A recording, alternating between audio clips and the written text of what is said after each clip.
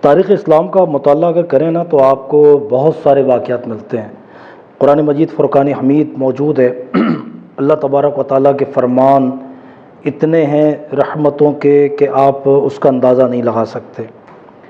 اللہ کریم نے یہ ارشاد فرمایا نا، یا ایھا الانسان ما غرک بربک الکریم، کہ اے انسان تجھے کس چیز نے روک دیا یا دھوکے میں رکھا کہ تیرے اس رب سے جو بڑا کریم ہے۔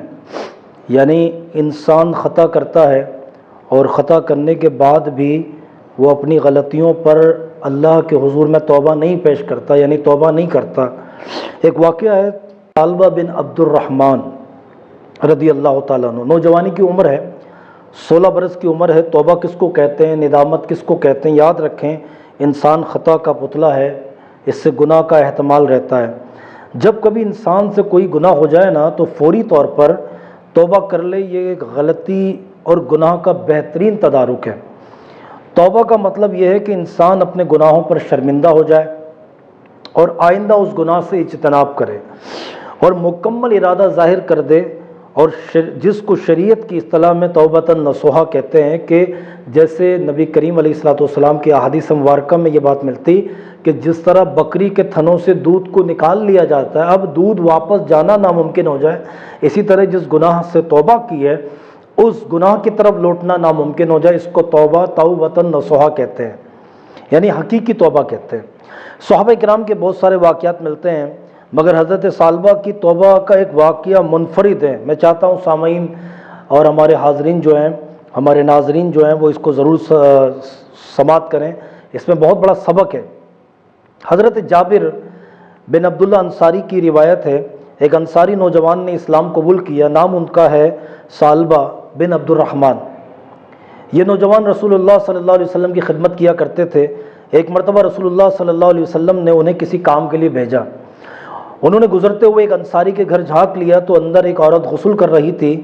اب اس نوجوان کو خوف لاحق ہوا کہ کہیں ایسا نہ ہو جائے میری اس حرکت کی خبر رسول اللہ صلی اللہ علیہ وسلم کو بذریعہ وحی کہیں اطلاع نہ ہو جائے، لہٰذا خوف اور شرمندگی کی وجہ سے وہ بارگاہ رسالت میں واپس لوٹے ہی نہیں، حاضر ہی نہیں ہوئے، اور وہاں سے وہ بھاگتے بھاگتے مدینہ پاک کی پہاڑیوں میں جا کر چھپ گئے۔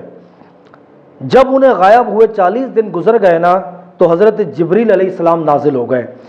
حضرت جبریل علیہ السلام تشریف لائے، فرمایا اے محمد عربی صلی اللہ تعالیٰ علیہ وسلم، آپ کا رب آپ کو سلام کہتا ہے، اور یہ کہ آپ صلی اللہ علیہ وسلم کی امت کا ایک شخص ان پہاڑوں کی اوٹ میں چھپا ہوا مجھ سے پناہ کی درخواست کر رہا ہے۔ رسول اللہ صلی اللہ علیہ وسلم نے حضرت عمر فاروق رضی اللہ تعالیٰ عنہ، حضرت سلمان فارسی رضی اللہ تعالیٰ عنہ سے فرمایا کہ آپ دونوں جائیں اور اس نوجوان ثعلبہ کو تلاش کر کے میرے پاس لائیں۔ یہ دونوں حضرات مدینہ منورہ کی ان پہاڑیوں میں تلاش کرنے نکلے۔ راستے میں مدینہ منورہ کے راستے میں ایک شخص سے ملاقات ہوئی، اس سے پوچھا کیا تم نے پہاڑوں کے دامن میں ثعلبہ نامی کسی نوجوان کو دیکھا ہے؟ تو اس نے کہا شاید آپ لوگ جہنم کے ڈر سے بھاگے ہوئے اس نوجوان کے بارے میں سوال تو نہیں کر رہے کہ جو ہر وقت یہ کہتا ہے کہ مجھے جہنم کا خوف ہے اور وہ روتا رہتا ہے جب سے ہم نے اسے دیکھا۔ اللہ اکبر۔ حضرت عمر رضی اللہ عنہ نے فرمایا ہاں ہم اسی نوجوان کی تلاش میں ہیں۔ تو اس نے بتایا کہ انہیں پہاڑوں کی طرف لے کر چلا گیا، یہاں تک کہ جب آدھی رات کا وقت ہوا تو نوجوان حزب معمول اپنی پیشانی پر ہاتھ رکھے ہوئے نمودار ہوا، وہی الفاظ دہرانے لگا، اے کاش تو میری روح کو بھی روحوں میں قبض کر لیتا۔ اس دوران حضرت عمر رضی اللہ عنہ نے جھپٹ لیا، اسے گود میں بٹھا لیا، اور اس نے پوچھا کہ رسول اللہ صلی اللہ علیہ وسلم کو کیا میرے گناہوں کے بارے میں پتہ لگ گیا؟ کیا کوئی وحی نازل ہو گئی؟ تو آپ نے فرمایا نہیں معلوم، البتہ شام آپ کو نبی کریم علیہ الصلوۃ والسلام نے بڑا یاد کیا ہے، پھر مجھے اور حضرت سلیمان کو تمہاری تلاش میں بھیج دیا کہ جاؤ ثعلبہ کو ڈھونڈ کر لے کر آؤ۔ اس نوجوان نے کہا کہ پھر ایسا کرو کہ مجھے اس وقت لے کر جانا کہ جب نبی پاک صلی اللہ علیہ وسلم نماز پڑھ رہے ہوں۔ تو پھر حضرت عمر رضی اللہ عنہ نے اور حضرت سلمان فارسی رضی اللہ تعالیٰ عنہ نے ان کو پکڑا اور لے کر پہنچے حضرت ثعلبہ اس وقت حاضر ہوئے کہ جب نبی کریم علیہ الصلوۃ والسلام نماز میں تھے۔ اب حضور علیہ الصلوۃ والسلام نماز کی حالت میں یہ تلاوت فرما رہے تھے، جب آیت سنی نا تو وہ بے ہوش ہوئے ثعلبہ، اور بے ہوش ہو کے گر پڑے۔ اللہ اکبر۔ سلام کے بعد جب نبی پاک علیہ الصلوۃ والسلام نے جب ثعلبہ کے بارے میں پوچھا تو عرض کیا، اے اللہ کے رسول یہ رہے ثعلبہ۔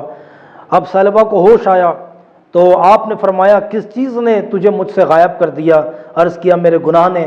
تو یا رسول اللہ صلی اللہ علیہ وسلم، جب یہ واقعہ ہو گیا نا، حضرت ثعلبہ بیمار ہو گئے، بیمار رہے، 8 روز تک بیمار رہے۔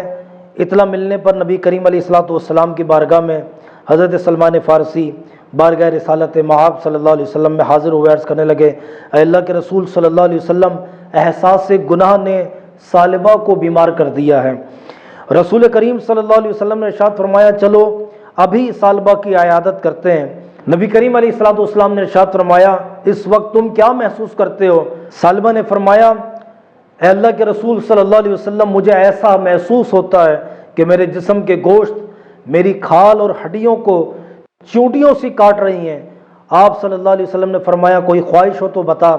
عرض کیا، یا رسول اللہ صلی اللہ علیہ وسلم، میرے رب کی طرف سے مغفرت کا پروانہ، اور بس مغفرت عطا فرما دیں۔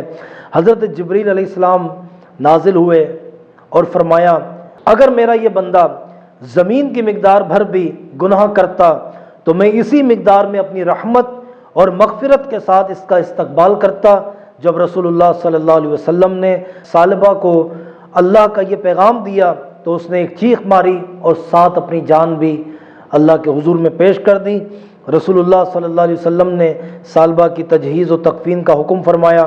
نماز جنازہ کے بعد اسے لے کر صحابہ کرام نکلے تو کہتے ہیں، ہم نے دیکھا رسول اللہ صلی اللہ علیہ وسلم انتہائی احتیاط کے ساتھ پورا پاؤں زمین پر نہیں رکھتے بلکہ پنجوں کے بل چل رہے تھے۔ تدفین کے بعد رسول کریم صلی اللہ علیہ وسلم سے جب ہم نے پوچھا تو نبی کریم علیہ الصلوۃ والسلام نے ارشاد فرمایا کہ ثعلبہ کے جنازے میں ساتھ چلنے کے لیے آسمان سے اس قدر فرشتے نازل ہوئے تھے کہ زمین پر پاؤں رکھنا مشکل ہو گیا تھا۔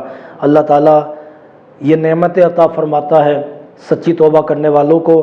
لوگ یہ سمجھتے ہیں کہ شاید اتنے گناہ کیے ہیں اللہ معاف نہیں فرمائے گا۔ یاد رکھیں، اللہ کی رحمت بڑی وسیع ہے، اللہ کی رحمت سے نا امید مت ہونا۔ اللہ کریم ہم سب کو سچی توبہ کی توفیق عطا فرمائے۔ وآخر دعوانا ان الحمد للہ رب العالمین۔